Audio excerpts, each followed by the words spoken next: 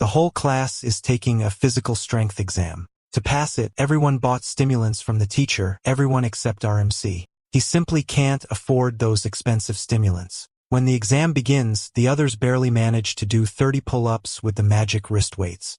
They try their best, but that's their limit. When it's our MC's turn, the teacher decides to take revenge on him for not buying the stimulants and increases the weight on the magic bracelets many times over. But that doesn't stop the MC.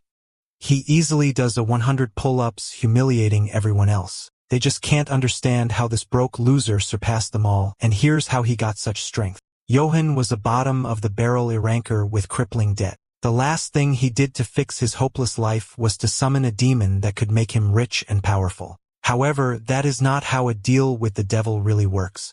He learns that the hard way when a lightning bolt crashes from the sky and ends his pathetic life on the spot. A few moments later, he wakes up with a mind-numbing headache because he still has an important project to finish. When our boy looks at his reflection, he is utterly shocked by his own face. Looking up at the giant white tree in the sky, he wonders what is even going on. That is when a mysterious being congratulates him on summoning it and grants him exactly 3 wishes. That makes him panic for a moment, and he finally realizes that he got sent into another world. At first, he thinks that he is the protagonist of some isekai story, and the floating book granting him 3 wishes is a wish-granting Goldfinger. Thinking 3 wishes is too little, he gets the big brain idea and boldly asks for 10 wishes as his first request. Hearing that, the demonic book gets excited when it quickly catches on that this is not his original summoner. The demon transforms into its true form after realizing a new soul has entered Joe's body.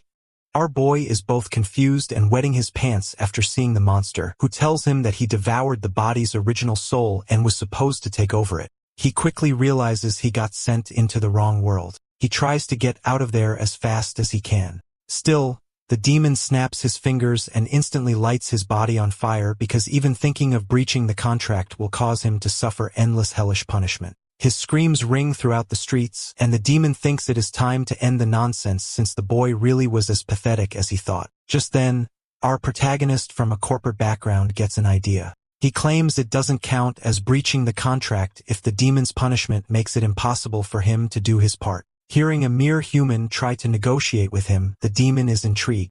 Joe grins, saying that he would have taken over his body by force already if that was possible. He confidently claims that this was nothing more than a test of his willpower, and he proved himself more than worthy. His bold statement makes the demon crack up, and it declares that he is the first human to even think about making a deal with the devil himself. Suddenly, he gets a chance to sign the contract, and the demon agrees to give him a fresh start if he achieves just one of his wishes. However, the bastard also makes his first wish to get 1,000 more wishes. The demon rubs it in his face that he has no choice but to accept since he is pretty much dead otherwise. With no choice left, he tells his new boss that the deal is done and signs the contract with his own soul on the line. The next morning, he finally reaches his apartment, running around looking like a drug addict who got attacked by dogs all night. His new boss ditched him right after the contract was finished, but he decides to suck it up since he is practically a slave now anyway. As he enters the apartment, he notices that the place is completely run down, and there is no one inside. Suddenly, he picks up a debt note signed with blood and wonders what the hell is wrong with his family. Right then, he hears a loud voice from behind and gets whacked by a metal bat in the back of his head. The rude intruder yells at him for ignoring his calls, but his partner tells him not to beat the kid to death. His buddy warns him that the kid could be dangerous since he is an oracle. Confused and furious, our hero asks the guys who they are, and the blonde guy politely replies with a brutal kick to his chest, asking where his useless hag of a mother is. Then the guy trashes on him for having a stupid mom who burns herself out trying to pay off debts for her deadbeat son like him. He is amused that his mom does not realize he will always be garbage and calls both him and his mother a waste of oxygen. Suddenly, Joe remembers the time from his childhood when he told his mom he did not want to be a loser anymore. He saw a nightmare where his mom worked so hard she died from exhaustion and worried deep down that it might just happen one day. When he asked what would happen if he did not awaken as an oracle, his mom simply told little Chun to stop worrying. She said that even if the whole world went down, she would always be there for him and told him to be confident in himself. Back in the present, he gets fired up and throws a lightning speed punch at the blonde guy's face out of nowhere. While the scumbag is blown away, his partner hears a loud thud and tells him to stop before he kills the kid, only to see his body fly right past. After the dust settles, his face looks so bad that even plastic surgery cannot fix it anymore. Seeing that, the other two stare at the sudden shift in his aura and think he had a breakthrough in real time. Meanwhile, our boy flashes them his coldest stare yet and tells the bastards to shut their filthy mouths. Deciding they need to teach the E-rank brat a lesson, the goon says to Jun that it is time to whoop some sense into him by breaking a leg or two. Our boy catches on that they are talking about his power and figures that they are probably a higher level than him anyway. As Jun swings down his pipe from overhead, Joe sees it move in slow motion and jumps out of the way with ease. He then appears right behind the gorilla with a gentle touch of his knee to the face. His savage kick sends the fool flying. After that, his partner attacks from behind while wondering how a mere E-rank can be so freaking agile. The man thinks Joe cannot see him, so he aims to shatter a couple of ribs. However, he gets his own rib cage destroyed by a roundhouse kick instead. As he gets tossed out like last night's trash, the guy cannot believe what is even happening. The man begs our boy for mercy because he only came on Lin Yu's orders to collect the loan money. Hearing that, he tells the loan shark to tell his boss that he will get his money in due time, so he needs to chill out and get the hell out of his life. The goons shudder at his words and quickly waddle out through the front door.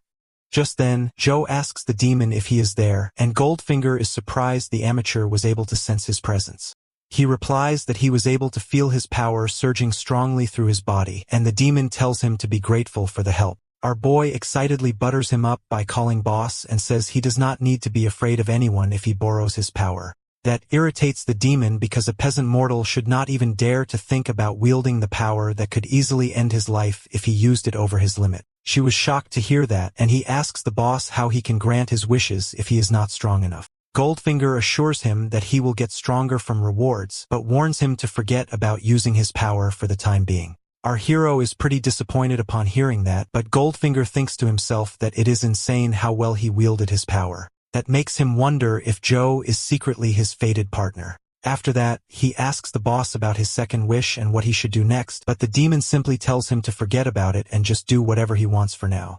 Hearing that, he sighs because there is a lot he has to learn about the new world, and it looks like his new body will not be that useful. He pulls out Joe's phone to get a better idea about what the boy's life was actually like. First, he notices that he did not get a single message or call from his family. But when he opens his sister's text, what he sees leaves him completely speechless. She texted him a while ago to come as fast as he can because their mom had fallen into a coma. Later at the hospital, he throws the door wide open in suspense. Inside, he sees a girl who seems to be his sister hunched over in deep worry in front of their mother's bed. It takes him a moment to realize that the atmosphere is painfully uncomfortable, which makes sense since he ignored his sister before. He walks up to her and looks at the woman in the bed who is supposed to be his mother. He cannot believe how bad her state is compared to the memory he has of her in his mind, and he wonders if it is all Joe's fault. With a guilty look, he apologizes to his sister for being late and asks how their mother is doing, but she just smiles in anger, asking what lame excuse he is going to give her this time. She repeats all the stupid excuses he made in the past about training and summoning demons. Suddenly, she bursts out on him, unable to believe that he could not even come out to see his mom who went into a coma because she ground herself down to the bone to pay off his loans. He goes quiet when she says their mother nearly died because she ran out of money to pay the hospital bills after paying off his endless debt. After venting everything out, she tells him they have had enough and passes him a card with 6 months of his expenses, saying she will take care of their mother herself. He sweats in confusion, asking what that means, and his sister calmly says that he is dead to her. Later outside, Goldfinger senses his dark emotions and asks why the human girl's words hurt him so much. The demon assures him he was not the one who caused it, but he remembers that Joe's sister reminded him of his pathetic self who once made the same mistake.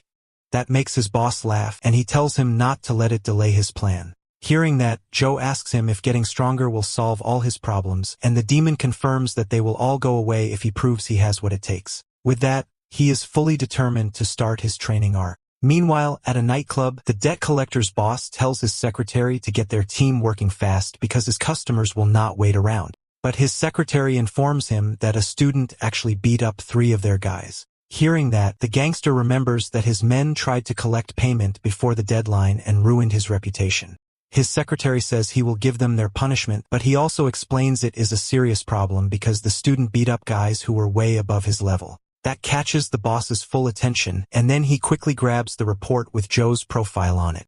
He thinks the boy is far stronger than he makes it seem because no amount of skill can let a level 2 win against a level 3. In the end, he orders his secretary to keep tabs on the boy.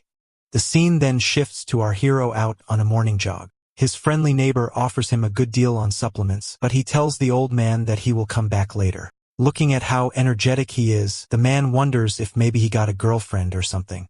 However, Joe has been busy getting used to his body and getting jacked while gathering information ever since he got discharged.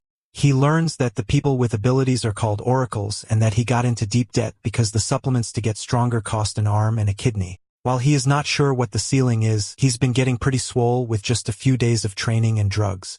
As he is thinking this, someone calls him. And when he picks up the phone, the voice on the other side yells at him that he forgot to come back like their teacher asked. Hearing that, our boy suddenly remembers that he completely ghosted them. The next day at school, he learns there are 6 ranks from A to E, and you have to reach the highest level of your rank to move to the next one, which takes monstrous effort. Because of the huge difference, the world is divided into 5 layers where the E ranks and normal plebs like him are in the outermost zones. Meanwhile, the D rank and higher are in the inner layer. Realizing he is bottom tier trash, he decides to get stronger as fast as he can so he can enter the middle layers quickly. Suddenly, a Neanderthal hits him from behind with a booger and laughs in his face. His buddy jokes that our boy looks so weak they could probably pummel him even though he is a level 1 oracle like them. Hearing that, our boy is annoyed that monkeys like them still exist in this world. Right then, the teacher shows up for class. Later outside, he is stretching and thinks his school life is going quite well so far. Just then, someone calls out to him from behind. A few minutes later, Booger Guy is shocked to see our boy in a fight with the strongest guy in their class. His buddy isn't surprised though since he is used to seeing Joe fight. The bully tells our hero he has gotten too cocky for his own good just because he got good grades on written exams. He says the real value of an oracle comes from strength and his level 1 strength is garbage. Hearing that, Bro reminds the bully he is level 1 trash as well, which makes the bully so mad that he throws a violent hook. Cho effortlessly catches the fist with one hand and twists the wrist with the other, asking if he is done yapping. The angry guy cannot believe he is being overpowered by him, and he wonders if Joe got taller than before too. Next, Joe fires the guy's words back at him that strength is everything, then politely asks for permission to smash his face in. While the guy sweats hard thinking he is going to get beaten up, the coach suddenly appears and gets furious at our boy for causing trouble in his class. The coach looks as irritated as ever and asks if he plans to stir up trouble the moment he gets back. Our boy puts on the most innocent face he's got and claims they were only playing around. The bully yanks his hand free and tells him to let go. Seeing things cool down, the coach warns our hero one last time and orders everyone to line up for testing. Soon after, the students gather beside a pull-up bar while Coach Gigia starts running his mouth. He hypes them up about the upcoming tournament against other schools, promising that strong results will not only bring glory to the school, but also open doors to elite academies. By the end of his speech, he shamelessly starts plugging his miracle supplements like the scam artist he is. The challenge begins with the bully hitting 50 pull-ups in one go. Chu is unimpressed and says that this feels more like a TikTok challenge than a serious test. Right then, a voice calls out to him asking if he is doing all right. The class rep admits she was worried since he ignored her messages for days. She quickly tries to cover it up, saying she was just curious about him, but our boy reassures her that nothing happened. Switching the subject, she asks why he refuses to buy the teacher's shady supplements. Joe bluntly replies that he is broke. She tries to warn him about the consequences of skipping the purchase, but her name gets called before she can finish. Wishing her good luck, he sends her off. She manages only 25 pull-ups before failing, but the coach remembers she bought 2 bottles from him and magically bumps her score to 35. It suddenly clicks for our boy that this is the real reason every student bought the overpriced junk in the first place. Otherwise, they would risk getting expelled. Finally, Joe steps forward for his turn at the bar. The coach narrows his eyes, fully aware our hero never bought a single bottle. A twisted smile creeps across his face as he decides to set an example with him for not buying his trashy merch. Meanwhile, Joe studies the pull-up bar and the wrist guards, noting they look normal at first glance, but there must be some trick behind them. As soon as he grips the bar, his eyes go wide in shock. His body suddenly feels heavier, and he quickly figures out that the crystals embedded in the wrist guards are adding extra weight. Even so, our boy refuses to give in, realizing that the crystals must have a weight limit. Pushing through, he proceeds to pump out reps like it's nothing. The other students stare in disbelief, floored that the so-called weakling is outperforming them with ease. They lose their minds when Joe blasts past the 100 reps, yelling that he must be at least second tier. When he finally lets go of the bar, a crowd swarms him, bombarding him with endless questions. Meanwhile, the coach is frozen stiff, wondering if the boy secretly juiced on enhancers. Fear creeps in as he realizes that students might no longer need his sketchy supplements. Just then, he gives a devilish smile, scheming up a nasty plan for our hero. The scene cuts to the principal, who is fuming into a phone call about the cancellation of their second-tier events. He argues that the school is underfunded and barely scrapes by with third-tier students. The man on the other end bluntly replies that the system is searching for elite oracles, which is why the money is being funneled into top schools. Slamming the phone shut, the principal facepalms in frustration, realizing the school has no funds to produce a single elite oracle. His eyes fall on a black crystal locked in a glass case as he racks his brain over how to keep the school in business. The thought is cut short as Coach Gigia's voice calls from outside the office. The coach strolls in and proudly lays down a list of names he claims will rise into elite oracles. The principal scans the paper and immediately sees that every single one listed is barely first tier, yet the coach is selling them as prodigies. The coach then says there is one student who is unfit to become an oracle, and the principal takes the bait, asking who it is. The story shifts back to our hero, making his way toward the principal's office with the demon lingering beside him. The cursed book asks what he pulled this time, but Joe stays quiet. Standing outside the door, he remembers how nasty the headmaster's reputation is and hopes nothing ugly comes of this meeting. Right as he reaches for the handle, flames burst into existence in front of him, catching him completely off guard. The demon lights up, thrilled that the triggered wish he mentioned earlier has finally appeared. He orders Joe to track down the object fast, but Joe starts complaining about how ridiculously bad the timing is. His thoughts are cut short when the principal himself breaks the silence, telling him to stop wasting time and get inside already. Stepping in, Joe politely asks why the headmaster called for him. The man flips through his school record and then asks the student what he thinks it takes to become an oracle. Without waiting for a reply, the principal answers himself, saying it all comes down to money. He then tells Joe, with zero hesitation, to quit now while he is still ahead. The color drains from his face, and the principal goes on explaining that the cost of developing an oracle is far too high. He insists that Joe is just a broke kid who cannot possibly survive here in the long run. In his head, he figures it is better to cut losses with weak students now, and he is even willing to return the tuition fee.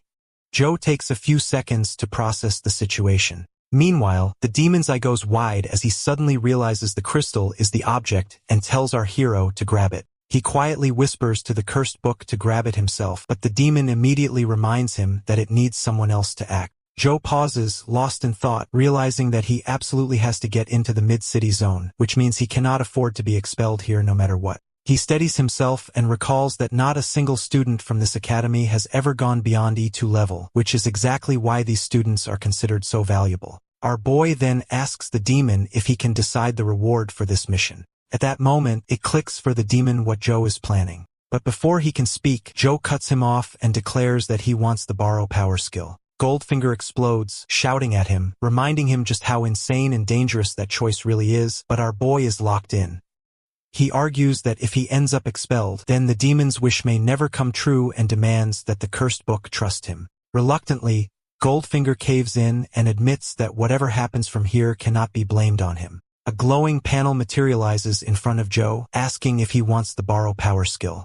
He accepts instantly without hesitation. The principal then interrupts his thoughts, asking if he has any final words. He answers firmly that he wants the principal to assess his level again and only then decide. The principal shakes his head at the hopeless request but extends his hand anyway. On contact, he notes that Joe's strength is greater than what the records suggest, but still not nearly enough to stay. Closing his eyes, Joe realizes this is his last chance and desperately tries to absorb as much star energy as possible. He then begins to emit pure aura, shocking the principal. Even the demon is taken by surprise since he never expected the kid's energy to surpass the power he lent him. The principal staggers back in shock, trying to process what just happened. It hits him that Joe somehow broke through and reached the 4th level just now. Grinding his teeth, the man regains his composure and calls on our boy, telling him to participate in the upcoming school tournament. Joe blinks in surprise, trying to figure out why the headmaster's tone flipped so suddenly. Once the dust settles, he pieces together that the guy probably wants to drag Lee to school out of the trash and use him to show off in front of the education department. The principal admits that to make ends meet, he wanted to weed out the useless students and then apologizes for catching Joe in this mess. As a reward, he grants him a full scholarship plus 6 bottles of supplements each week. He lays it down straight, saying our hero has to represent their school because the entire future of the academy is riding on him. Realizing just how desperate the man is, our boy shoots his shot and asks if he can have the black crystal on the shelf. The principal explains it's carved from black star crystal originally brought back by the previous head, and it represents the school's faith. But then he sighs that if the school collapses, its symbol means nothing, so he agrees that he will hand it over. Our hero responds with confidence, promising he'll give his all to win the tournament. The principal then shifts topics and asks how he got that strong. Joe plays it off casually, saying he was hiding his strength the whole time. The headmaster nearly chokes, thinking that masking a level is the ultimate pro gamer move, and swears he won't breathe a word of it to anyone. Just then, a woman walks into the office and the principal instructs her to escort Joe to the elite class. A short while later, she explains that the entire 2nd floor is reserved only for elites. Shifting the subject, she casually asks what kind of connection he has with the principal, but Joe brushes it off without giving her anything. Right then, Coach Jigia comes storming in at full speed. He apologizes, saying he begged the headmaster to reconsider the decision, but it was of no use. The female teacher cuts him short, clarifying that Joe isn't being expelled at all, and he's actually being moved to the elite class. She adds that the principal is now looking for him, which makes the coach's face lose all color. Later that night, he drags himself back to his tiny apartment and crashes onto the bed. He mutters to himself, wondering how on earth a broke kid like him is supposed to reach level 4 in such a short window. The demon immediately cuts in, reminding him of the mission at hand. Goldfinger warns that his power won't trick humans forever, and he admits he already figured that much. Still, he reasons he's got free supplements and dodged expulsion, so life isn't looking too bad right now. Looking at his phone, he realizes the real crisis is still the mountain of debt, and he needs to cook up a money-making plan fast. The next day at school, he looks more depressed than ever. Looking around at the dusty rundown area, he wonders what kind of dump he just walked into. Out of nowhere, someone calls his name. A man waves from a distance, telling him to come over with a huge smile. They strike up a conversation, and the man apologizes for not finding him sooner since he's always buried in class duties. The guy introduces himself as Teacher Zhang, and Joe immediately asks if he's really the only teacher here. Zhang scratches his head, admitting the school hasn't been doing great and he's the only one assigned to the advanced class. He adds that they use the innermost section for training, which is why the outer halls are just collecting dust. Pushing open the door, the teacher reassures Joe not to worry, insisting the facilities are still top-notch. He even promises that things won't ever be boring, while our hero just stares in awe. The interior doesn't match the outside at all and is like a world-class gym. His teacher explains that the students are all doing self-training and offers to introduce him. He thinks the place looks like a 5-star fitness club with students full of energy, though he does catch a few throwing him side glances. His teacher then calls everyone over to introduce the newcomer. He bows politely and greets them with respect, but a red-haired guy at the back immediately starts trouble, crossing his arms with a smirk. He mocks Joe, telling him to drop the act and admit he used connections to get in.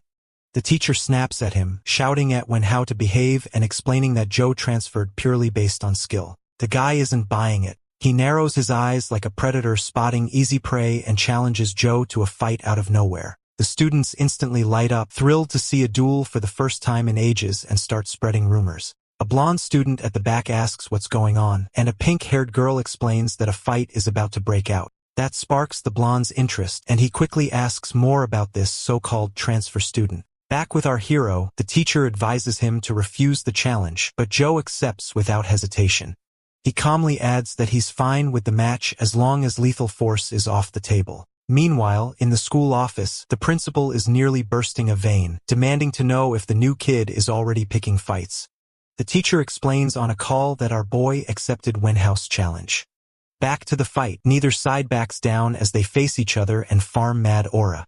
The principal finds it odd, but figures the kid just wants to know his current level, so he grants permission for the duel to take place in the arena. Sometime later, the two students stand behind separate desks as the teacher goes over the rules. First, there can be no outside interference. And secondly, both fighters must compete at the same star level. Wenhao finds it difficult to believe that Zhou is really also an E-rank oracle. Their teacher then wraps up the instructions, strongly reminding them that striking vital points is absolutely prohibited. The two opponents start circling each other while the teacher reminds them that lethal force is not allowed under any circumstances. He continues that whoever loses cannot retaliate afterward no matter the outcome. A clean strike to the face or a surrender will end the duel immediately. With a wave of his hand, their teacher signals the start. Hoping to finish quickly, one charges forward and aims straight for his neck. He doesn't even flinch and catches his arm, throwing him off completely. The redhead instantly swings again, realizing this guy might actually be the real deal. Wenhao unleashes a barrage of relentless strikes, but Zhou slips past each one with calm precision. Frustrated, Wenhao suddenly shifts gears and tries to land a kick. The leg twists mid-air, and the redhead unleashes his signature move, wind hook kick. Zhou manages to block with his arm, though the redhead grins, assuming the match is decided now. From that very position, he surprises him with a sharp kick aimed at Wenhao's neck. The redhead tries to recover, questioning how the hell this guy even knows martial arts. Catching himself before falling, Wenhao thinks the only thing that matters now is guarding his face at all costs. But just as he turns back, Zhou calmly taps him on the nose with a closed fist. With a smirk, he asks if that means victory, leaving Wenhao frozen in disbelief. The arena goes silent for a bit until Teacher Zhang officially declares Zhou the winner. Wenhao could not believe that he actually lost to someone, and everyone is surprised at the shocking outcome of the match. They think our boy is just too strong. Meanwhile, he thinks the match ended far too quickly, but still he managed to learn something from it. He then asks Wenhao if he has any complaints now. Seeing the match, the coach cannot believe his eyes because Wenhao is an elite who has taken professional training, but he still lost to a guy who only just got promoted into the elite class. He thinks our boy has exceptional hidden talent, and this is the reason the principal had told him to give the kid special treatment. Suddenly, the principal appears and congratulates our boy, telling him to follow because he wants to talk about something important. The pink-haired girl is astonished to see this sight, while the yellow-haired guy says that they definitely need a guy like him in their strong crew. The principal asks our boy if he likes the elite class, and he replies that other than the students being overly enthusiastic, it is nothing really special. The principal says that he will get used to it because the strong always attract attention. He also advises him to focus on his training, and the school will do everything it possibly can to help him. Hearing this, our boy thinks that the principal now trusts him, so he decides to ask if he knows about any ways through which the students can make money fast. But he tells him instead to keep focusing on training so that he can earn a larger amount of money in the long run, and the school can also help financially if his family is going through a rough patch. Our boy tells him that it is nothing like that and thinks that now he has to find another way somehow. When he is training in the gym, he reminds himself that he should be careful because the school has very strict policies against student loans. He wonders where he can learn to make some extra money, but suddenly the yellow-haired guy appears in front of him and compliments him on the match. He then asks our boy who he is, and he asks the same question right back to him. Meanwhile, the girl tells Shin that he is being rude, and she apologizes to our boy that he is sometimes a little annoying. She introduces herself by saying she is Sue and that the pain in her side is Shin. She tells him that both of them are his seniors, and they can help him if he is confused about anything at all. The annoying guy then says that they are a team from now on, and he is the team leader, so he will personally take good care of him.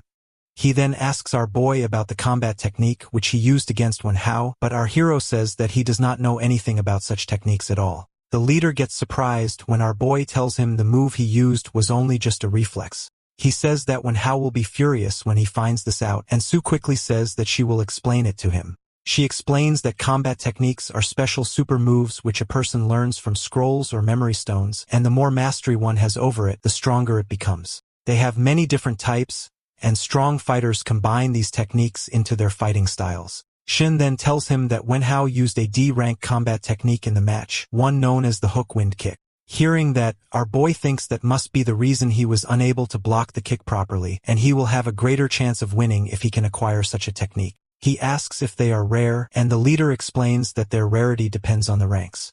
The school teaches them the basic ones, but they can learn the powerful only in 2 conditions. They either buy them or someone shares it with them, but they are really expensive. In today's market, even a basic D rank technique can cost around 500,000. Showing off, both of them tell him that they have got a combat technique and they can show him if he wants to see it. Joe thinks that these two must be really rich because such a huge amount is nothing for them. Suddenly, it strikes him that he can ask them about the different ways from which he can make quick money. He asks them if there is a fast way for him to earn money, but he says he does not want to do anything illegal like robbing a bank. Shun tells him that his only option is the Blackwater district, but Sue quickly tells him not to utter such nonsense. He then says that he has heard anything can happen there, but the school forbids students from entering that district. After that, the leader asks our boy how much money he needs for the technique, and he says around 300,000. Both of them immediately check their accounts, but they are completely broke. Meanwhile, our boy thinks that he will check out the Blackwater district after school anyway because he really needs the money right now. He reaches the district by using the maps and thinks that it is really close to his home.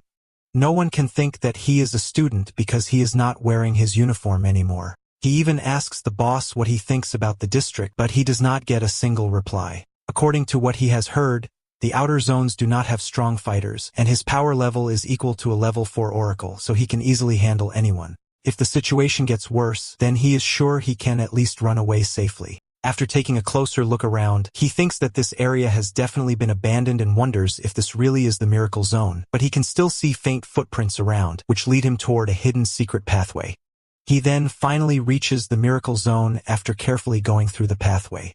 In the miracle zone, our boy sees the dirty surroundings and all the shady dealings. He thinks that no one talks about this place because it has no laws and literally anything can be done to make a profit. After seeing all these things, he gets a glimmer of hope that he can really make enough money to pay his debt. Suddenly, he asks the stalking goons for how long they are planning to follow him.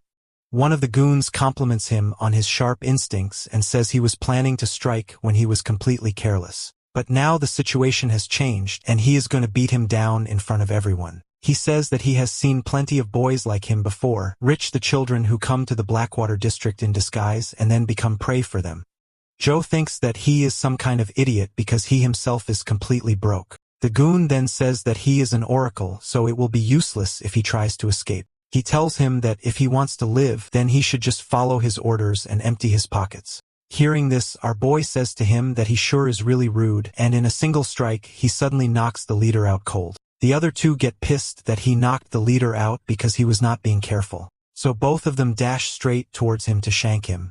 Suddenly, wooden crates fall on both of them, and a mysterious girl quickly grabs our boy's hand and orders him to come with her. Both of them flee from there and reach a hidden safe place. Joe thanks her for her help, but in reality it is just a nuisance for him because after beating the two guys, he was planning to question them. The girl acts like she already knows our boy and asks him what he is doing here. After saying that, she suddenly panics because she remembers she has to lay low. He questions her if he actually knows her, but she changes the topic by saying that she just read his name on his collar. After noticing the name tag, he removes it right away. He thinks it is a good thing that the girl doesn't know him because he never realized his name had been written on his collar all along. He thanks her for telling him this while she is just glad that she didn't reveal her true identity. She advises him to hide his information properly because this area is really dangerous and then says that she will get him out of here. But our boy refuses her offer because he is here to make some money. He decides that he should walk away because if she finds out he is a student, then he will be in deep trouble. When Joe leaves, she thinks that she definitely knows who he is and wonders what a student is even doing in the miracle zone. When she touched him, she got a strange feeling due to which she thinks that he has already become an oracle. Meanwhile, our boy buys a mask to cover his face so his identity doesn't get leaked anywhere. When he is thinking that he hasn't found any way to make money, a stranger approaches him and tells him that he is the local tour guide and he can answer all the questions he has. Hearing that, our boy is intrigued and asks him if he knows about a place where he can make some quick money. The guide is really happy because he thinks that he has increased the head count by 1 and proudly tells our boy to follow him. He takes Joe to a fighting arena where he asks if this is an underground fight club. The guide says that he is right and this is the most efficient way to make fast cash. He explains that today, The winner will get the prize money along with a specific amount of money from the placed bets. He says that oracles also join these fights, so these matches are high risk, high reward. After taking a look at the ongoing fight, he thinks that he definitely has a chance to win it all. The guide asks our boy if he wants to take part because he can get him betting chips. He tells him that he will take his chance at the prize money anyway. Following our boy, the mysterious girl also enters the fight club and starts to look for him. Suddenly, she sees our boy standing inside the ring and wonders what he is doing here. The ugly guy is acting all high and mighty in front of Joe, saying that he is a seated fighter, but our boy knocks him out in a single strike. The crowd thinks that this is boring because every fighter is being knocked out in a single punch. Our boy thinks that he should end this as soon as possible, and he also deals with the next two fighters right after. Seeing these fights, the club boss gets all confused because he only let him fight since he looked weak. The lackey tells him that after watching all these fights, all the fighters have forfeited and the customers are demanding refunds because they think all these matches are staged. Immediately, the boss tells his subordinates to arrange a special match because he isn't going to let him leave with all the prize money. Meanwhile, he defeats his last opponent and asks if now he can have the prize money. The announcer says that the crowd is all excited from these matches, so they have arranged a special match. Our boy thinks that they never plan to hand over the cash prize. On the other hand, the lackeys bring out a trolley to which a monster is attached. The announcer says that the special match will be against the Niflin, also known as the Freak. And seeing him, Joe is genuinely surprised. The NPCs unbuckle him from the trolley, and the Freak falls on the ground like a dead body. They immediately run out of the ring and lock it tight. Bro just stands there, thinking about what is happening. Suddenly, the Freak wakes up from his sleep and has a really menacing look on his face. A fat guy in the crowd comforts his girl by saying that he can easily beat the monster in a single punch, but in reality, he almost pissed his pants after seeing that beast. The mysterious girl wonders how something like that could even be here. She knows that Joe can't handle it on his own, and she can save him with her abilities, but then her cover will be blown and her plans leaked. Meanwhile, our boy thinks that it's unfortunate that the boss isn't here at such a time, and he is definitely going to have a hard time defeating this monster. When he stares into his eyes, he feels as if he is prey and the monster is the hunter. His sixth sense is screaming at him to get away because this thing is extremely dangerous. The Freak dashes toward our boy to land a lethal strike, but our boy uses his instincts to dodge the attack, and he would have been dead if he didn't do that. After this, he decides that he has to get serious if he wants to survive. The monster pushes him into a corner, and seeing that, Joe decides that he has to finish this as soon as possible. He borrows strength to increase his level, and he punches the Freak straight into the ground. The monster lies there, and he thinks that the fight is finished, but it suddenly attacks again, which he barely evades. He is astonished that his strongest attack has no effect on it, and he quickly moves away because he knows he cannot defeat it in close quarters. Dashing around in the arena, our boy evades its attacks and looks for a weapon that he can use to defeat the monster. He then breaks the Freak's claw and uses it as a dagger to quickly cut the monster's neck. The cut isn't deep enough to kill it, but now our boy can actually fight back. He knows that he is much stronger than the monster, so he can kill it if he can get close one more time. With that thought, Joe dashes forward, but the monster releases some mysterious gas, which turns out to be just steam. The monster uses this fog as a distraction and attacks our boy from different sides. He can't see a thing inside the fog, and the Freak is using this chance to deal damage to him because it fears that our boy will kill it the moment it makes a single move. Our boy knows that he can't allow this because he will be killed if the time runs out. He decides that he will use all his senses to confirm its location and finally kill it. He concentrates hard and immediately locks onto the location of the monster. After that, he grabs it by the hand and cuts it clean off. This is the chance that our boy needed to land the final blow, and he goes straight for it. But alas, the time is over, and his heart starts to hurt. Meanwhile, the monster uses this chance to disarm him and lashes out with its tongue to deal a lethal blow. Our boy still hasn't given up, and he decides to go past his limits.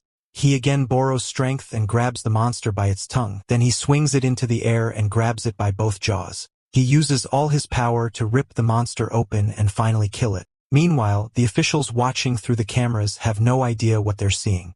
The boss asks nervously if the new kid finally went down, but his face quickly turns pale.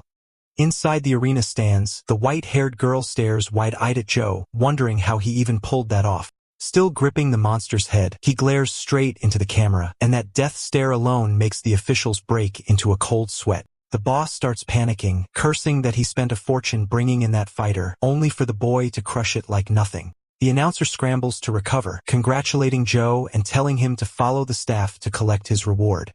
Sometime later backstage, a briefcase packed with cash sits in front of him. The official explains that it totals around $500,000. He reaches out to grab it, but the boss suddenly slams it shut. With a shady grin, he declares the deal has changed, that either Joe becomes a permanent fighter and gets the full amount, or he walks away with only a quarter. My guy narrows his eyes and demands that he repeat that. The boss snaps, yelling that all the other contestants ran away after that fight and his prized warrior suffered from sudden head loss disease. Our boy fires back that this wasn't their original deal. He reminds him the term said that the fighters aren't liable if their opponent dies in the ring. Asking again if that wasn't the agreed condition, Joe's aura alone drains the color from the man's face. Giving off murderous vibes, he demands the full payment or else there will be consequences.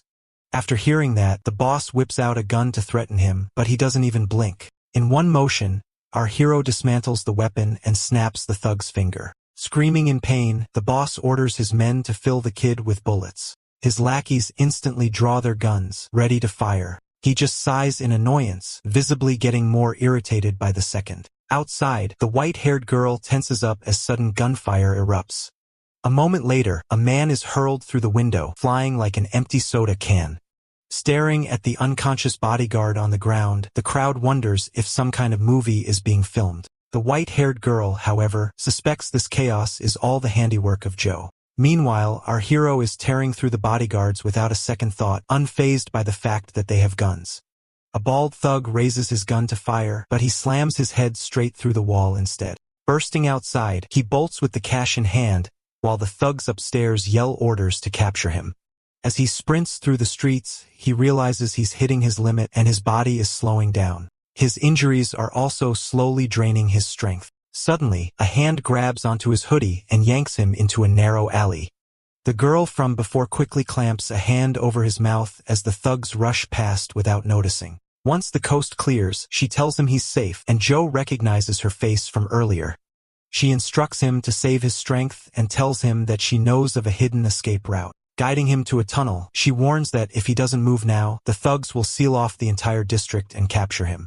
He tries to respond, but she cuts him off, telling him to get moving. With no other choice, he thanks her and darts off into the tunnel. After he's gone, she taps on her communicator. On the other end, a voice angrily demands to know where she disappeared. She brushes it off, telling her sister to shut up and put their grandfather on the line because she found something to report. The scene then shifts back to Joe, who barely manages to stumble into his apartment before collapsing onto the floor. Gasping for air, he clutches his chest, fighting to stay awake.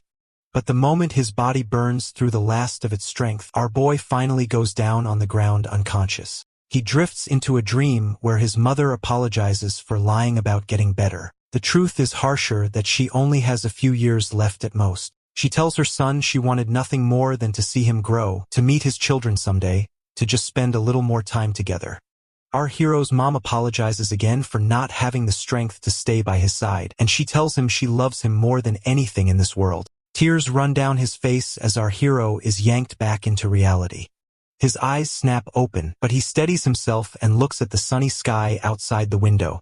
Sitting up, he realizes he's still inside Johan's house. Relief washes over him that he's alive, even though it was this childhood nightmare that awoke him. Then a voice rings inside his head, asking if he's finally awake, catching him off guard. He then asks the demon where the demon has been these past few days, but the cursed book mutters some excuse about business. Instead, he flips the question back, asking what he did to end up unconscious for 2 days straight. Before he can reply, the demon pieces it together that he snuck into the underground arena, burned too much energy, and went toe-to-toe with a monster. Goldfinger explodes, shouting at him for pulling such a reckless stunt. He tries to shrug it off, but the demon keeps at it, warning that his power isn't enough to bring him back a second time. He presses him to value his life more since this is his second shot after all, and he can't waste it. That actually makes Joe smile, and he thanks the demon for watching his back. Goldfinger relaxes a bit, then admits the monster he fought doesn't sound like it came from this world.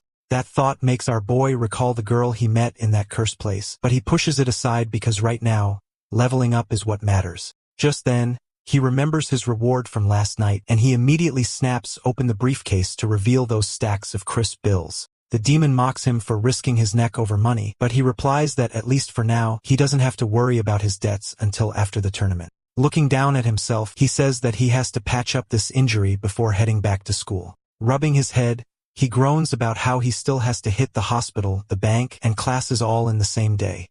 At the hospital, the doctor checks him over and says the wound will heal quickly as long as he keeps it clean. Noticing the speed of recovery, the man asks if our boy happens to be an oracle, to which he says yes. Immediately, the doctor shifts gears and tries to sell him a membership plan. He shoots him down instantly, asking for the normal medicine instead. Feeling relieved that the monster's tongue wasn't poisonous, he watches the doctor hand over some ointment. But as soon as he takes the bottle, he freezes and stares in disbelief. He asks the doctor why the bottle is glowing, but the man just gives him a weird look, insisting it's an ordinary container. My guy doesn't buy it for a second, clearly seeing it shine in his hand. The doctor tries to push the membership deal again, saying the counseling sessions would help with his stress-induced hallucinations, but he ignores the shrink. Out in the corridor, Joe notices the strange flow of energy everywhere. Holding out his hand, he sees it glowing brighter and realizes it must be tied to star energy. Remembering the underground fight, he suspects that battle triggered some kind of awakening. He then smiles, thinking that if he can truly sense star energy now, he can absorb it much more efficiently. Just then, a man walks past radiating a bright green aura, and Joe forces himself to act normal. After the guy passes, he sneaks another look and breaks into a cold sweat, thinking this man's star energy is on another level. The green-haired stranger pauses, sensing something, and wonders if he just got scanned, but then shakes it off. On his communicator, a voice starts blasting him at him, demanding that he track down the alien star immediately. The green-haired man tells the person to calm down since he plans to stick around the country for a while. The voice pushes back, reminding him that the boss's prophecy marked the alien star as a boss-tier threat, one that needs constant monitoring. Sliding off his sunglasses, the green-haired man smirks and says the boss worries too much.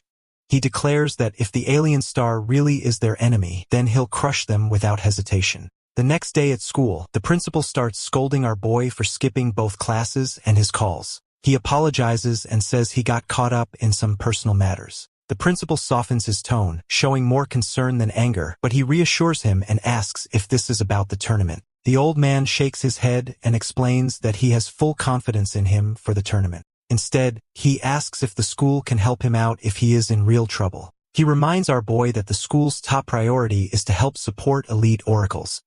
Joe smiles and tells him not to worry, promising to give his all in the tournament, which finally puts the principal at ease. A little later, Shun and Sue rush over to catch up with him, asking what went down.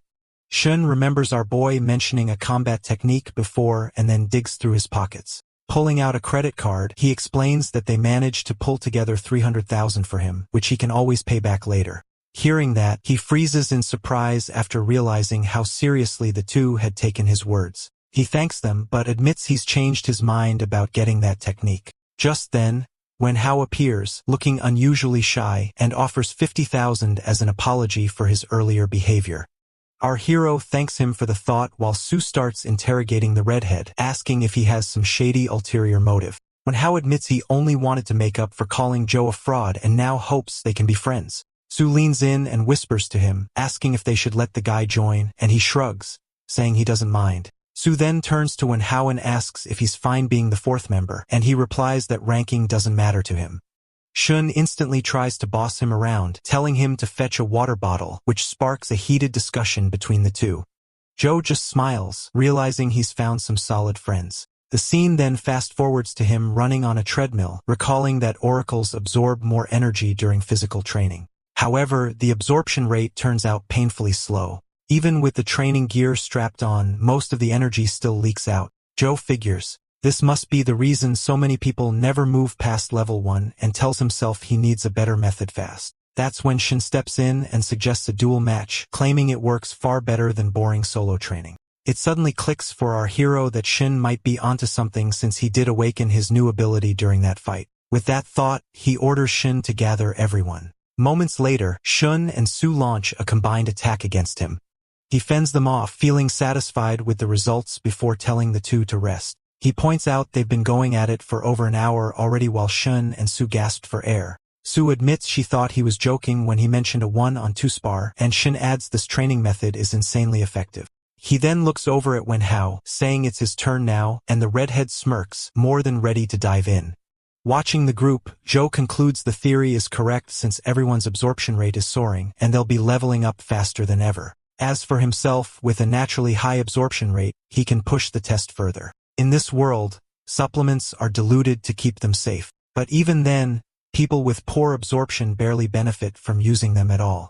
By contrast, the borrow power skill is 100 times more concentrated than any supplement, and if he absorbs it recklessly, his body would literally explode. But if he could control the flow and take it in slowly, then leveling up at insane speed might actually be possible. With that gamble in mind, Zhou activates the skill, immediately unleashing heavy waves of aura. The raw force of the energy catches him off guard, but it makes sense since the ability allows him to boost 2 levels in one shot. Tensing himself, he forces the energy into a thin, controlled stream and starts absorbing it. His body locks up under the strain, every muscle screaming from the overwhelming pressure. Focusing all his willpower, Zhou notes how quickly the energy fills him up faster than anything he has ever felt. Then panic hits and his body feels like it's about to burst apart. Seeing no other choice, he points his hand upward and releases the overflow.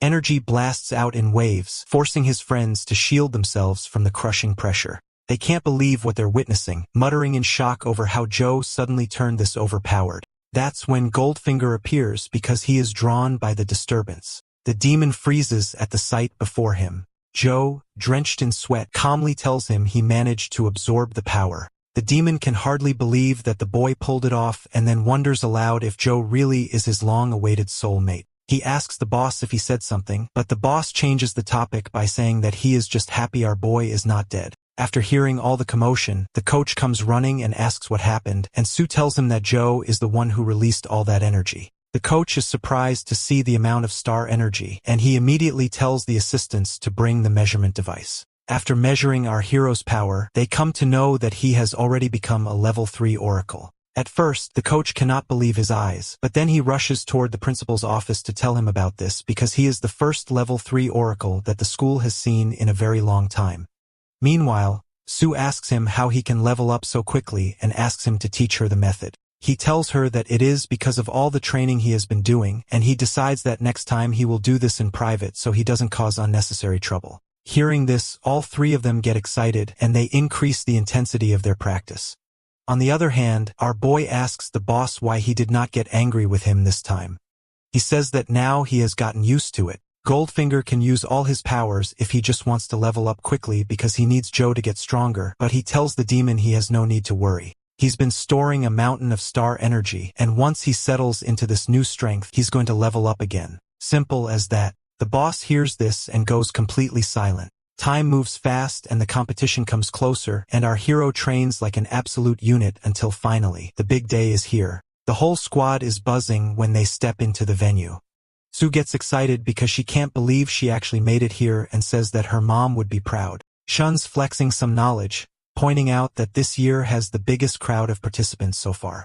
Wenhao cuts in and asks him if he's ready for the level 4 bracket. The guy is salty that he didn't level up in time to join, but Zhou just shrugs. The principal's words still echo in his head that you should give it your all. And if things get too messy, just forfeit. No shame in living to fight again. Since the arenas for level 3 and level 4 are split, the 3 of them part ways, leaving him to prep on his own. Meanwhile, the principal and coach roll into the VIP area, looking around like kids in a candy shop. The coach chuckles, saying this is the kind of luxury they've been waiting on. All thanks to their school finally sending a fighter into the level 4 bracket today. Suddenly, Principal Wang shows up and congratulates the principal on making 2 high-level students in just a few months. The principal acts humbly and says it has nothing to do with him. It is all because of the students' hard work. He only helped them meet their needs. He also thanks Wang for his help because he gave him all the key information about the competition. After the Reformation, the government announced grants for the winning schools. And because of these grants, the difficulty of the tournament will also rise. Suddenly, an arrogant guy says that a hillbilly has forced his way into the VIP lounge and is causing all this commotion. The principal wants to give him a reply, but Wong stops him and says not to mess with them because they are all principals of schools who have already won this competition before.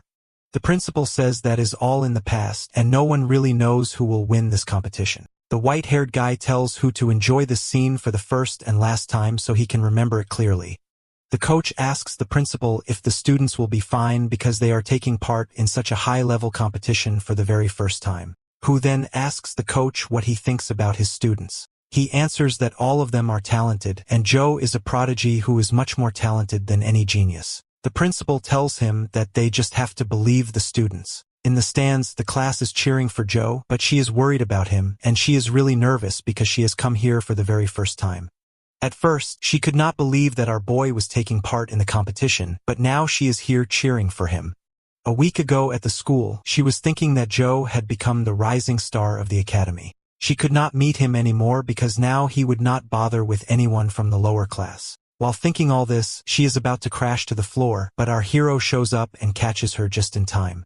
He asks her if she is okay, and she thanks him, then asks what he is doing here. He tells her that he saw her, so he came over to say hi.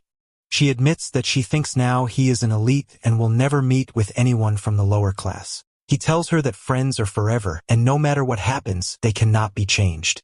Hearing this, she feels happy and thinks that Joe has not changed at all, and he can win the tournament for sure. The announcer declares that the contestants are coming to the stage, and the class representative gets all excited after seeing our boy walk out with the others. The announcer says he welcomes everyone to this year's exchange competition, and this event will be hosted by him and his partner, Lillian.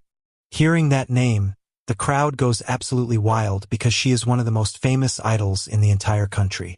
The diva says that she is here to work hard, and today she is just an ordinary announcer because the contestants are the real stars of this competition. After that, the announcer explains the rules that from 12 academies, there are 48 contestants, 16 in the level 4 bracket, and the rest of 32 in the level 3 bracket. He says that the hall is for the level 4 bracket only, and the rankings will be based on scores from both brackets, which will later be converted into points. The contestants will face each other one by one, and the winner will move on. He will then face the winner of the other match until there is only one fighter remaining.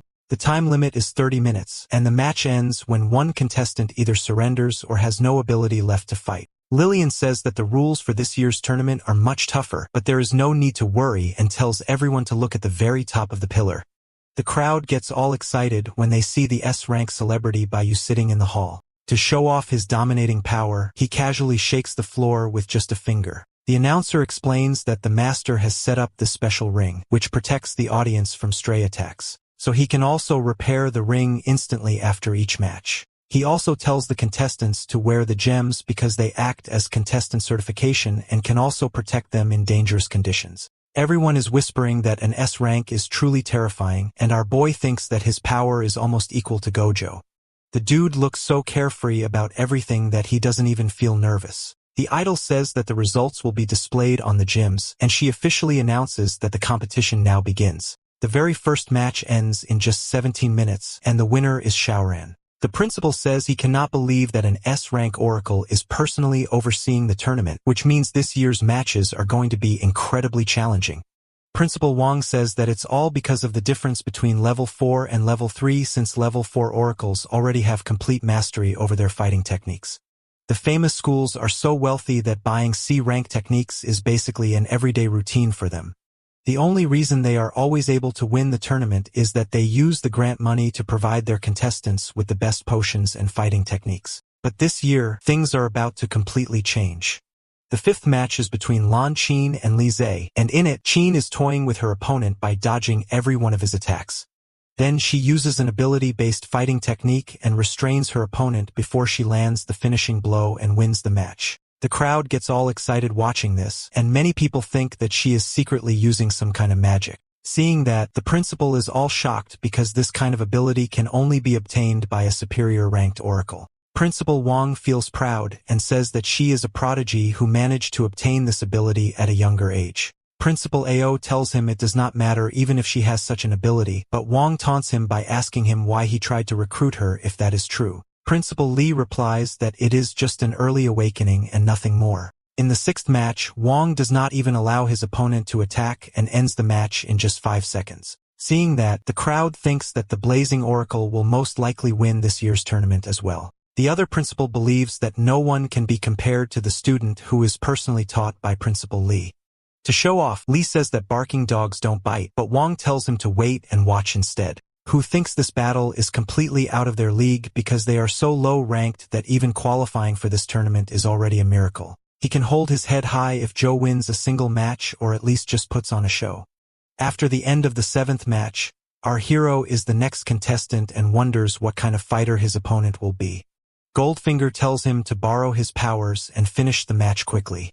But he says that if he does that, he will catch everyone's attention and he could get into real trouble if he is investigated. On his way towards the ring, he meets Chin.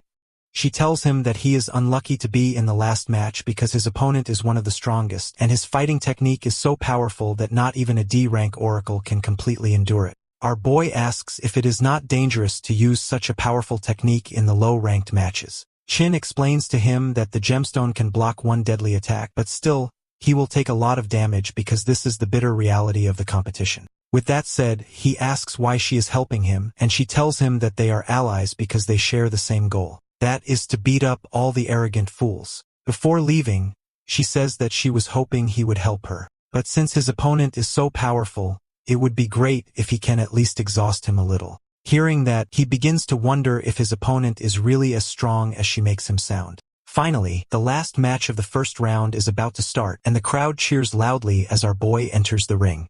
He thinks that this feels like a warm welcome. But in reality, those cheers are for contestant Lei, who makes an entrance like a dropout from the Avengers. The announcer says that no one expected the last match would feature Lei Che. He became an oracle at only 12 years old, and in just 4 years, he advanced into a level 4 oracle. He has also received a national certificate along with a guild invitation. It would not be wrong if someone called him the best fighter of this new era. Seeing him enter the ring, the crowd goes completely wild and starts cheering for him. The class rep gets worried because not a single person is cheering for our boy. A random guy in the crowd tells her that Lei has so many fans because he is both strong and handsome. On the contrary, his opponent just looks like a random guy with a bad temper. Hearing him say that, she replies that she is supporting Joe because he is a genuinely kind and gentle boy. After that, the two of them start to argue, and everyone around them begins to wonder what exactly is going on. Everyone is excited to see how the genius will perform in this match and whether he can even beat the undefeated Lianguang Academy. The announcer says that the match will begin now, but Lillian interrupts him by asking if he forgot to introduce one of the fighters. He quickly apologizes and admits that he forgot in all the excitement. After that, he introduces Joe as the star from Lady Oracle Academy and that this is the first time that his academy is taking part in the competition. Other than that, he does not have anything else notable about him. That makes him wonder if the school should have at least bought him a technique before the tournament began. The crowd starts talking badly about him and thinking how someone like him could ever put up a fight against a genius. The bandana guy bursts into laughter and loudly taunts the class rep. Meanwhile, Principal Wu says to the principal that it is quite unfortunate they have to face their academy's rising star in their very first year, but they should not worry because it will all end quickly. Wong tells Hu that everyone has to start from somewhere, so he just needs to ignore him and stay calm.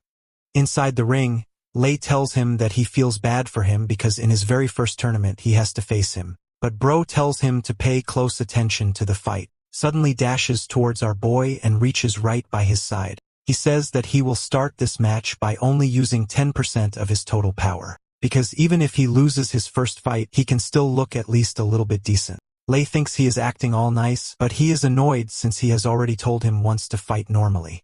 Just then, the announcer says that the genius cannot hold back his enthusiasm and announces that the final match of the first round now officially begins. With that, Lei uses his speed to attack our boy, and he is moving so fast that it looks like he used Shadow Clone Jutsu to make multiple copies of himself. On top of that, all of them attack at the same exact time.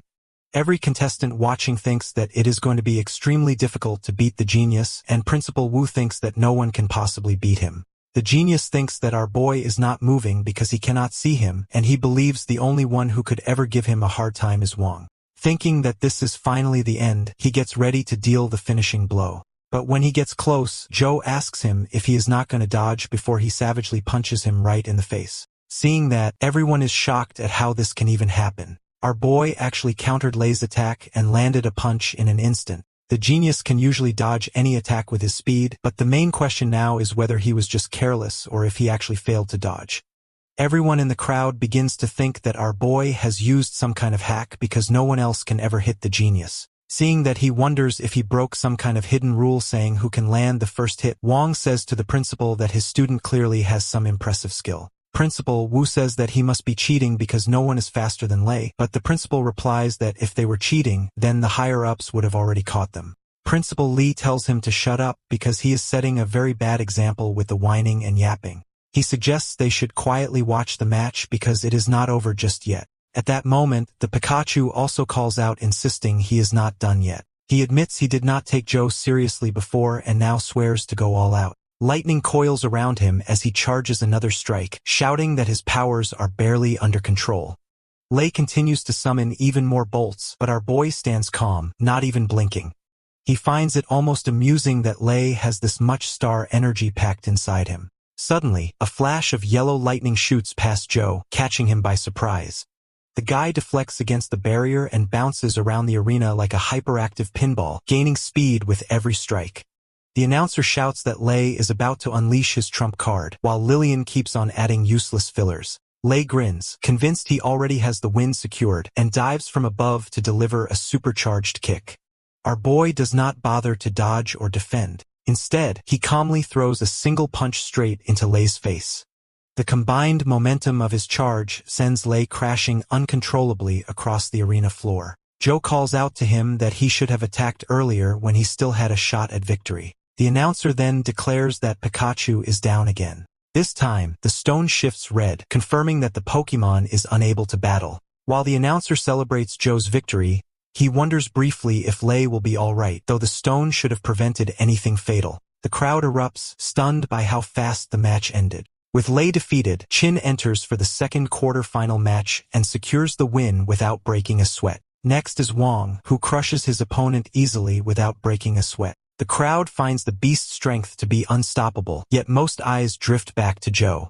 The messy hair kid then gives them a death stare that makes the whole section freeze with fear. In the fourth match, Ran from another Oracle school faces our boy and puts up a fierce fight. However, Joe dodges every strike with veteran-like precision. He ends the fight with a light punch to Ran's head, sending him crashing to the ground. Watching from above, the officials comment that our boy has yet to use any combat technique, relying only on raw energy control. One of them wonders he may be hiding his true level or worse, using drugs, which would be a serious violation of the tournament rules. Back in the arena, the announcer starts hyping the semifinals, calling Joe up against another fighter, Lu.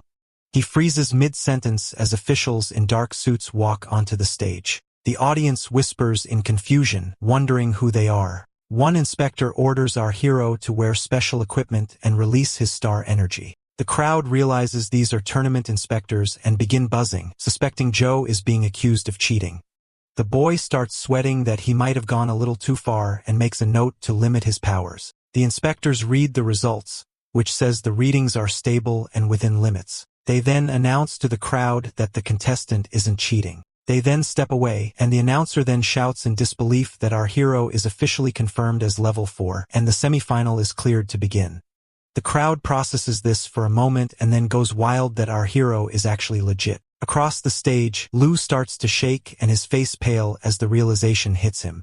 When the match begins, it ends instantly as Joe knocks him out cold with one decisive strike. The announcer nearly loses his voice, screaming into the mic while Lillian continues to add useless fillers. Up in the stands, Principal Wong turns to our principal, praising him for producing such a monster of a student. The guy smugly accepts all the remarks, and the other principals who once mocked him rush over to praise him too.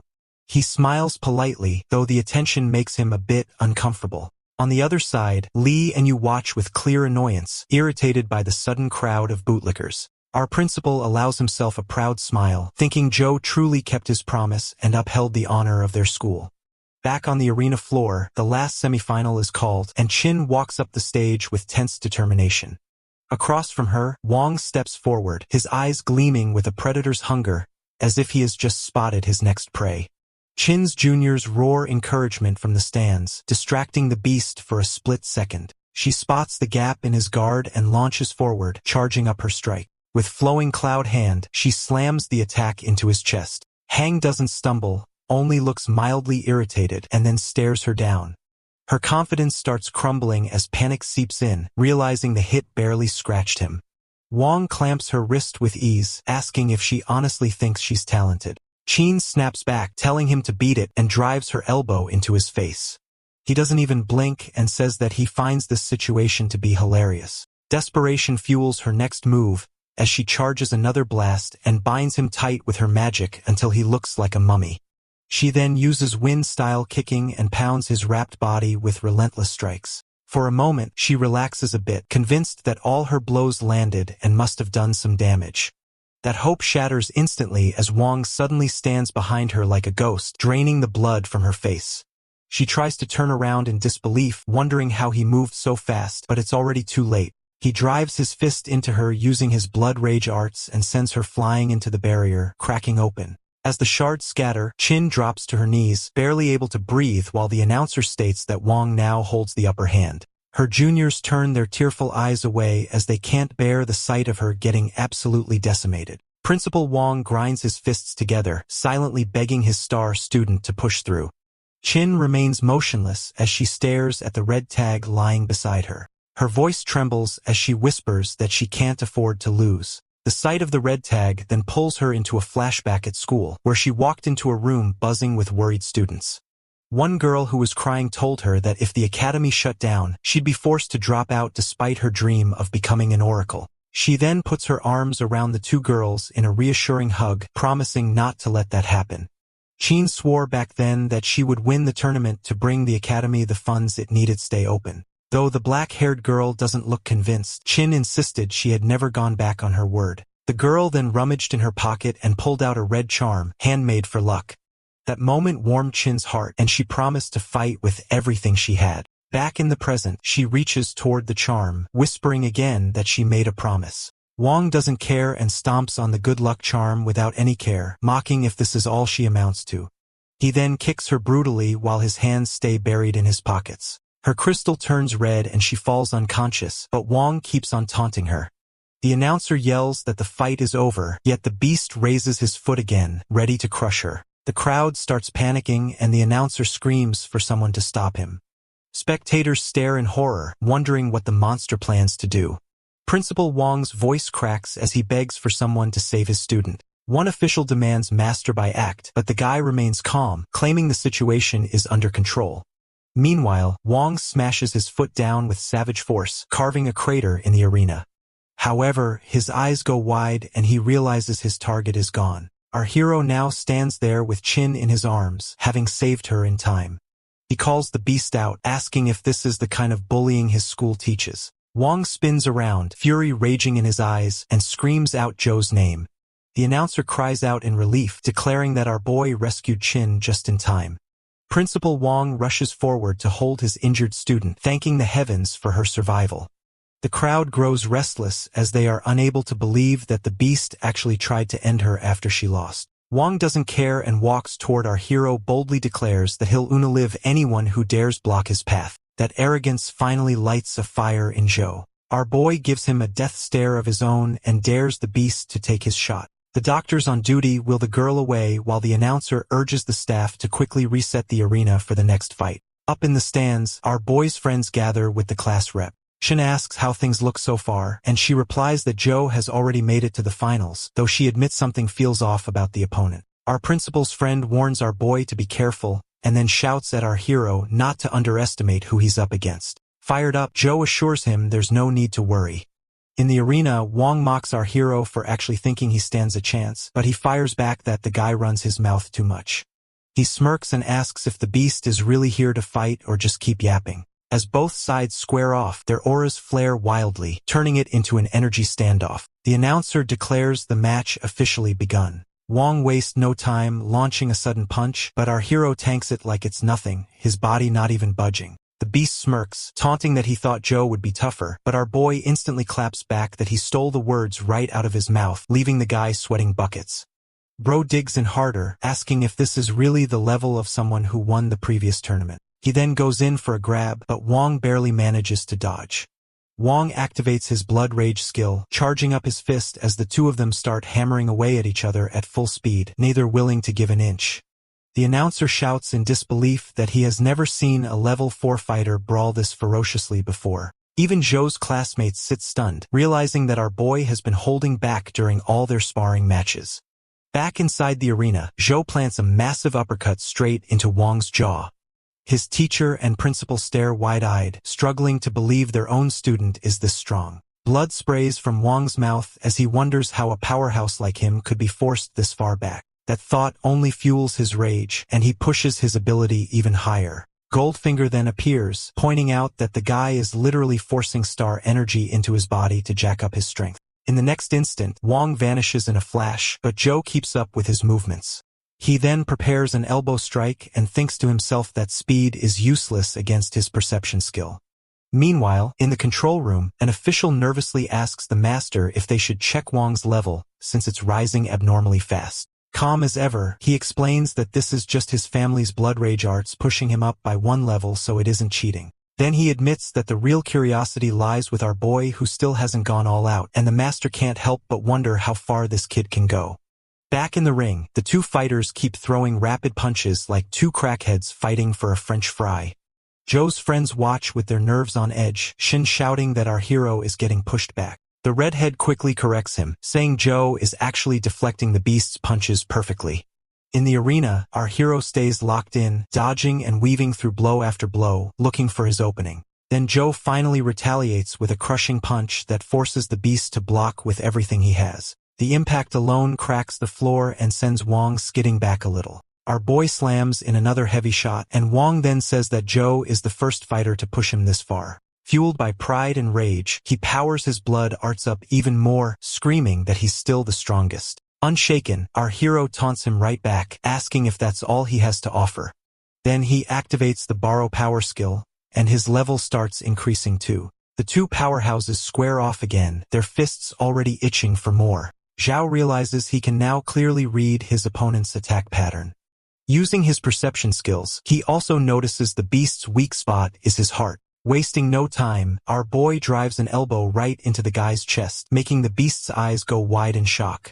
The blow knocks the air straight out of him, but Joe isn't finished yet. He immediately follows up with another attack, forcing Wong on the defensive. The beast blocks punch after punch, each one heavier than the last, while thinking in disbelief that our hero's speed and power are still climbing.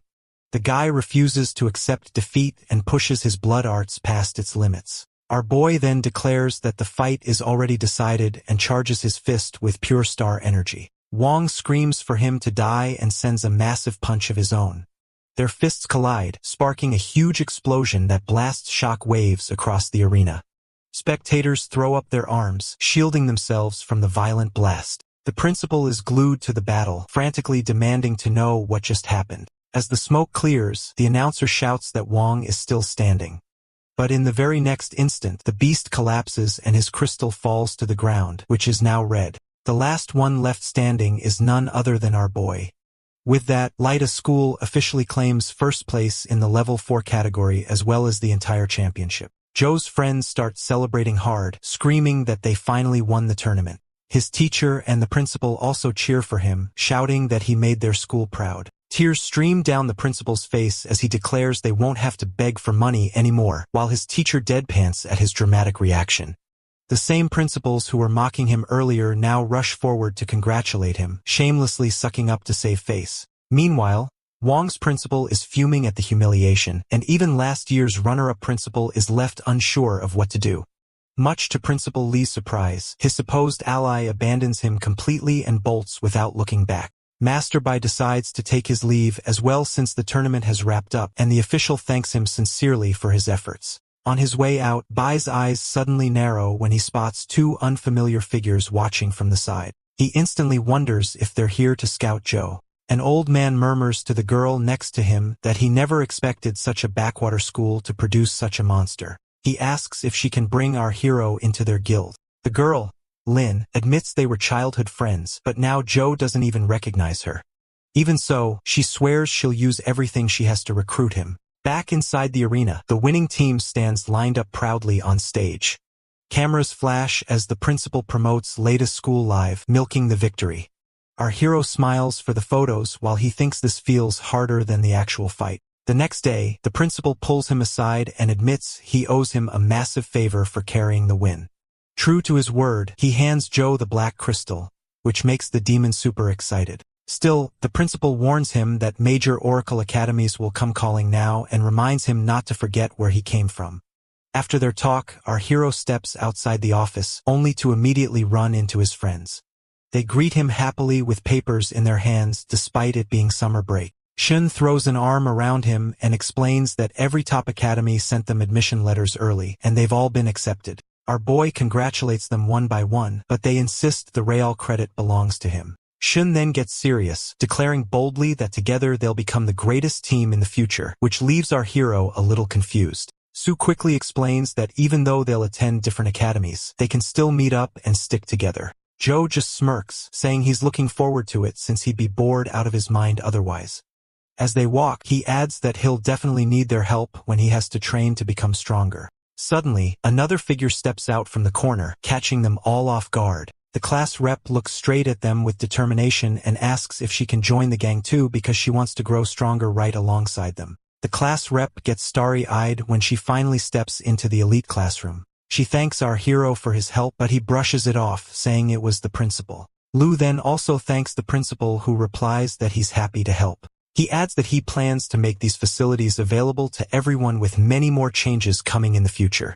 After winning the competition, the principal finally has the funds to do what he wants, all thanks to his students. He then praises everyone for their efforts. While the gang jokes that all these changes are happening right after they leave, Sue asks the class rep why she's training so hard even though it's vacation time and there's no competition. She shares her backstory, admitting that she never thought she was any good, but she got fired up after seeing everyone work so hard.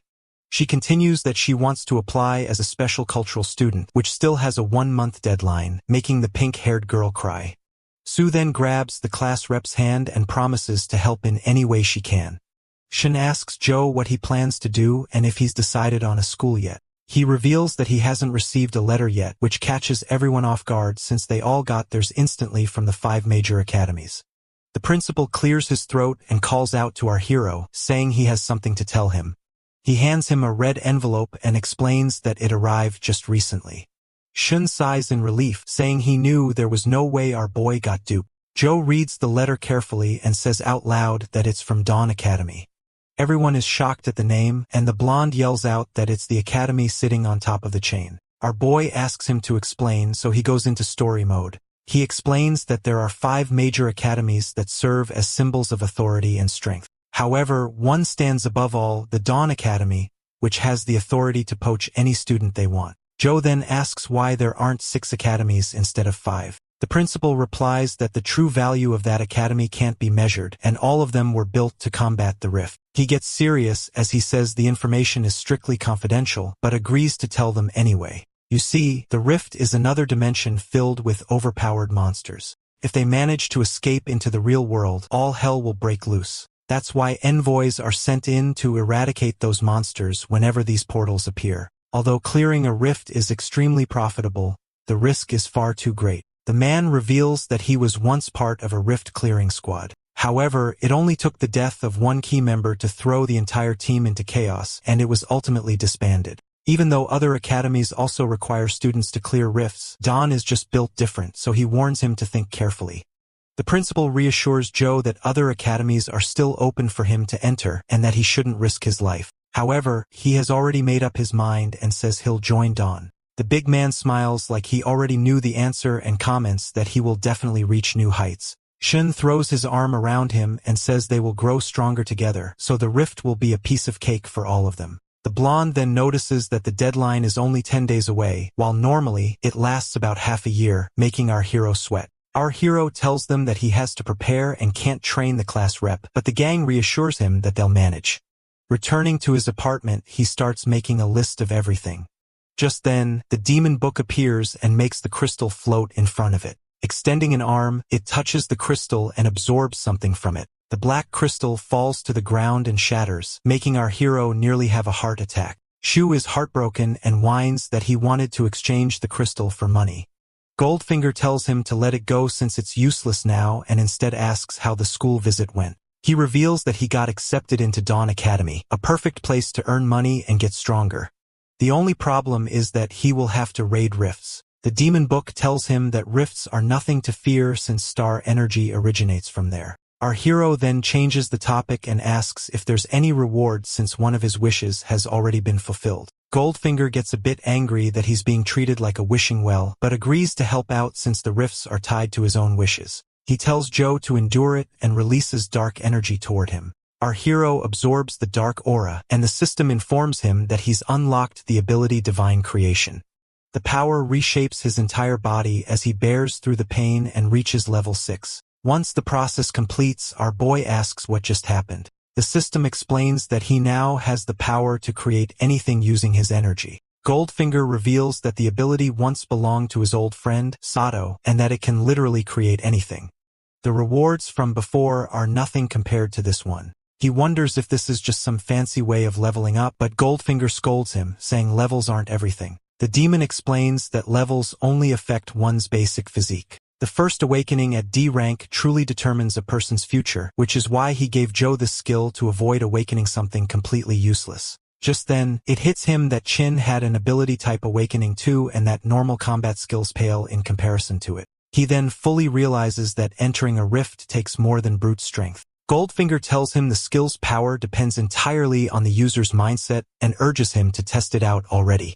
Chu notes that after the remodeling, he can no longer feel star energy being absorbed. Even the system panel now looks like a video game interface. Looking at his stats, he wonders if there's a shot feature, but to his disappointment, it's locked. A bunch of other functions are also locked until he levels up. He then checks the level up screen, which gives him several side missions, but he doesn't have enough soul points to start. Goldfinger asks what's taking him so long, and Joe explains that he'll need to enter the rift to level up, but he's not strong enough yet. The demon book starts complaining that our hero is turning out to be pretty useless. Just then, a new system panel pops up in front of Joe, announcing that another wish has just been completed. His body begins to glow as he receives a new reward, Mage Armor. The equipment is of unique grade and can summon armor around his body to block attacks. He is thrilled since it not only boosts his defense, but also increases strength. Goldfinger tears up a little, saying he used up all the power he had stored, but tells Joe to do his best from here on. The next day, the principal asks him why he's leaving so early. Joe explains that even though it's only a day's journey, he wants to arrive ahead of time. He then hands the principal a note asking him to give it to his sister at the hospital and keep an eye on her. The man says our hero should do it himself, but he explains that the situation is complicated and he can't meet her right now. Not prying further, the principal brushes the topic aside and agrees to do it while everyone wishes Joe well on his journey. With that, he waves them goodbye and sets off for his destination. At the airport, the receptionist asks why he wants a visa and a flight ticket to the city's mid-level area. Our boy replies that he got an admission, which she finds odd since it's still summer vacation. She asks for proof, and he hands her Dawn Academy's card. Her eyes go wide as she realizes what it is, thinking that she has never seen one in her entire career. She then stares at him in disbelief while he just looks confused. He asks if she also needs the admission letter, but she quickly apologizes and says the card is more than enough. He's surprised that he doesn't even need a ticket, and she explains that someone of his status only needs one for the return flight. Sometime later, Joe is lounging in his first-class seat, wondering if this is also one of Dawn's privileges. Looking out the window, he hopes that Dawn Academy lives up to his expectations and enjoys the rest of the flight. Reaching the Dawnbreaker Academy, our boy feels odd as the environment is calm. He heads to the reception desk for registration. And when the receptionist finds out that it's Joe Chun, he gladly offers to take him to the school himself as someone was waiting for him. Bro is shook as he didn't expect himself to be important enough to be waited for. The receptionist leads him to a stone monument, instructing him to place his card on it. Despite the confusion, Joe does as he was asked. The next thing he knows, they're teleported straight to the academy grounds. The experience leaves him speechless. Soon after, the receptionist brings him to the person who's been waiting, a beautiful girl with long white hair, Lin En. She wonders if our guy remembers her. He admits that he does and that he's been hoping for a chance to thank her. To his surprise, she turns out to be his senior. Once the receptionist takes his leave, Joe wonders why Lin En seems so eager to meet him. Before he can approach, Kue Ming Chung steps in front of him, blocking his way. Lin En frowns and tells Cui sharply to be respectful to their guest. Lin En invites him for a conversation, but Zhou asks to cut it short. So she proposed an offer to him to join her guild, and the price she offered is 30 million. Hearing the price, Zhou's mind is blown. Even Kue Mingqing wonders if Lin En has lost her mind and begins to spit out crap for our guy. Angrily, Lin En looks in his direction and questions since when he has been appointed to make decisions. Sweating, as he fumbles to explain himself, can't help but think why is she even defending him. Then Lin En turns back to him, informing this is the highest she can offer. But Zhou is torn between the offer and the skills he has to offer, just a mere E rank. Before he could say anything, an announcement goes off, urging all new students to gather in the assembly hall. Lin En tells him to think about it, considering how overwhelming this offer might be for him. He lets her know that he will take her offer into consideration, and she walks him out to the assembly hall. In the assembly hall, a boy with golden locks, assuming himself to be superior, sits with our boy to stand out in comparison to him. The boy's intentions toward Lin En are anything but pure. He aims to control her, planning to marry her to boost his family's influence. The orientation begins. The instructor, Zhang Hui, introduces himself and congratulates them on making it into Dawnbreaker. He calls them all geniuses but quickly reminds them that right now, freshmen. He warns them that they'll soon face something entirely new, the Fisher. A Fisher is like a hunt. Oracles are the hunters, but fate decides when they can fall as prey. The human weapons are of no use there. Only immense core strength and weapons made out of Fisher materials are fruitful. The Academy Dawnbreaker collects the top-tier oracles, creating a solid defense line against Fishers. Zhang Hui directs them to the library for more information and to the training hall for combat simulations. They can arrange their own schedules, but he makes it clear, adapt and grow stronger or become useless here. Seeing no fear in their eyes, he declares the success of the first assessment. As a reward, each student receives a skill stone, a crystal that lets them absorb a combat ability.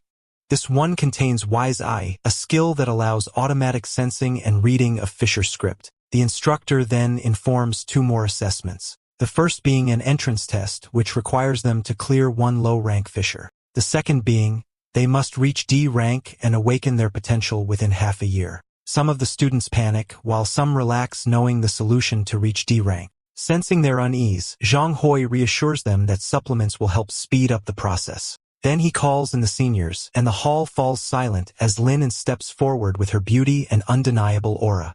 The instructor tells the student that their seniors will help them in their freshman assessment. The instructor continues, guiding the students to choose their mentors. The students are gasping, unable to believe Lin En is in front of them, the heir to Shenhua Guild. A student stands up, pleading to be chosen, claiming she is the reason he joined the academy. Lin En, however, turns him down, explaining that she only accepts those of the magic type while the student specializes in strength. Another guy, out of devotion, chooses to learn magic type just for her despite mastering in strength, but she turns him down as well. One by one, she keeps turning the students down, having high standards. The instructor's patience begins to wear thin.